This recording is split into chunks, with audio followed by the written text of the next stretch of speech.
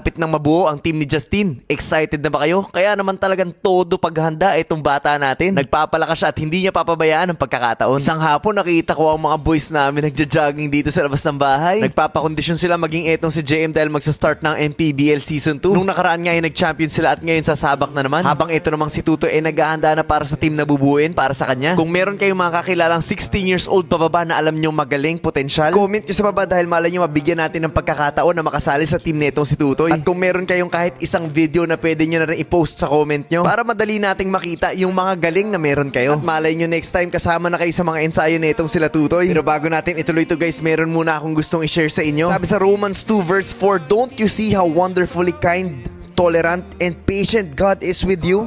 Does this mean nothing to you?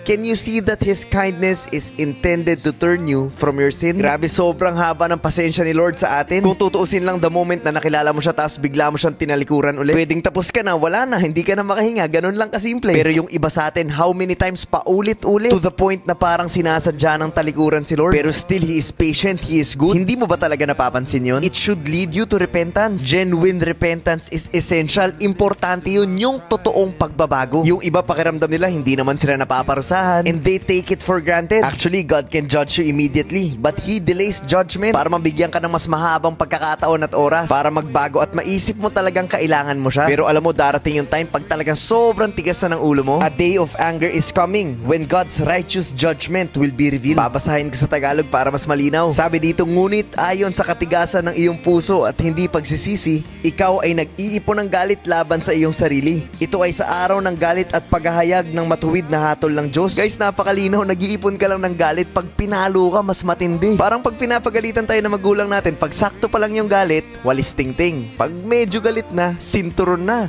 Tapos pwedeng baliktarin yung bakal na yung tatama. Huwag naman dumating sa point na tubo na yung iyahampas sa'yo. Pero nagigets nyo ba guys? Iniipon nyo lang. Actually, hindi ka naman talaga makakaligtas. Akala mo lang nakakalusot ka. Kaya naman relax na relax ka. Hindi mo na iisip magbago. Do not ever take it for granted. Ang haba ng oras at pasensya ng Diyos para sa'yo. Pero again, at the end of the day, meron kang choice. Meron kang free will. Sana maging malinaw sa'yo kung ano ang pipiliin mo. Dito nakakailang set na sila at ramdam ko talaga yung pagod nila. Mukha lang tong madali pero actually challenging talaga tong workout na to. Tignan nyo naman tong si Clint, talagang all out na all out. Ganon din etong si Tutoy sa kada workout. Kaya naman nung huli kami naglaro, napansin ko rin talaga na ang bilis niyang lumakas. Consistent kasi sila. Tsaka syempre nandito si Coach Rene na lagi silang ginagabayan. Pati etong si Fritz lumalakas na rin. Dati hindi niya kayang sumabay sa mga ganito. Pero ngayon kahit papano ay tumatagal na. Sasabay na rin ako sa mga to. Kailangan na mag-ensayo. Patapos na sila at ito na ikalimang workout. Hindi naman tayo nagmamadali, ang importante consistent. At ito na nga, tulala na naman si Clint sa pagod. Papatingin ka talaga sa langit kapag ganyan. At explosive jump sa pagtatapos ng ensayo. Excited na ba kayo sa team na gagawin para kay Tutoy? Lapit na yan, kaya i-comment nyo na sa baba. Next time talagang sasabayan ko na itong mga to.